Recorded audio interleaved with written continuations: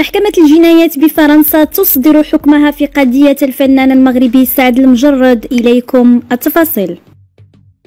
فقد أدانت محكمة الجنايات بباريس قبل قليل المغني المغربي سعد المجرد بالسجن 6 سنوات حسب ما أعلنته الصحفية في إذاعة فرنسا الدولية مارين المتابعة لجلسة المحاكمة. وقد أدين سعد المجرد بتهم اغتصاب المدعية لورا بريول، وتمت تبرئته من تهم العنف المتعمد. هذا وأورد نفس المصدر أن النائب العام الفرنسي ذكر خلال جلسة المحاكمة أن سعد المجرد أمامه 10 أيام فقط لاستئناف الحكم. وقد نقلت الصحفية الفرنسية أن المدعية التي تتهم سعد المجرد بالاغتصاب انهارت باكية. هذا وكانت النيابة العامة الفرنسية قد طالبت يوم الخميس بسجنه 7 سنوات بتهمة الاعتداء الجنسي، بينما نفى سعد يوم الأربعاء إقامة علاقة بينه وبين لورا أو اغتصابها.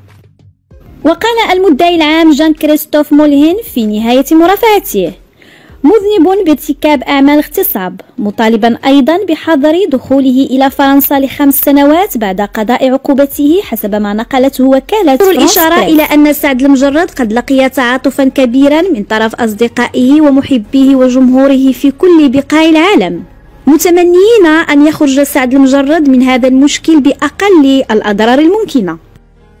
وتجدر الإشارة إلى أن سعد المجرد نفى جميع الاتهامات التي وجهت له حسب ما أفادت به وسائل إعلام فرنسية خلال إحدى جلسات المحاكمة التي انطلقت يوم الاثنين الماضي بفرنسا، وعرفت مواكبة إعلامية على مستوى العالم.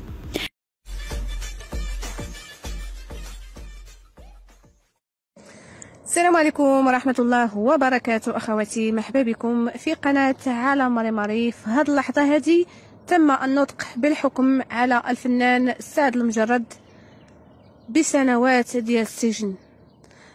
خوتي، هذا الخبر هذا نزل على المغاربة كالصاعقة، لأنه ماشي غير سنة، ماشي غير 2، ماشي غير 3، وإنما 6 سنوات سجن للفنان سعد المجرد. يعني هذا الخبر هذا اللي كنقول لكم موثوق 100%. وايضا الصحفي فهد الهاشمي كيحط في الصفحه ديالو عبر المواقع التواصل الاجتماعي انستغرام كيقول: 6 سنوات سجن لسعد المجرد، لا حول ولا قوه الا بالله. يعني اخوتي 6 سنوات راه ما يجمعها غير الفم.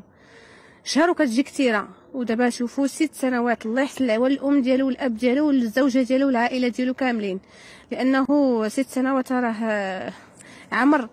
لا حول ولا قوه الا بالله.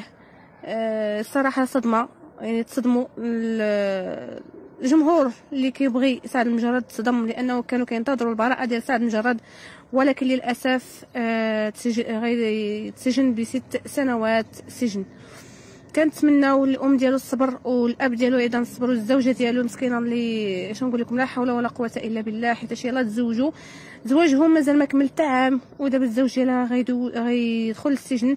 صعيبه، الله يحسن عوانها. السلام عليكم اخوتي ورحمه الله وبركاته.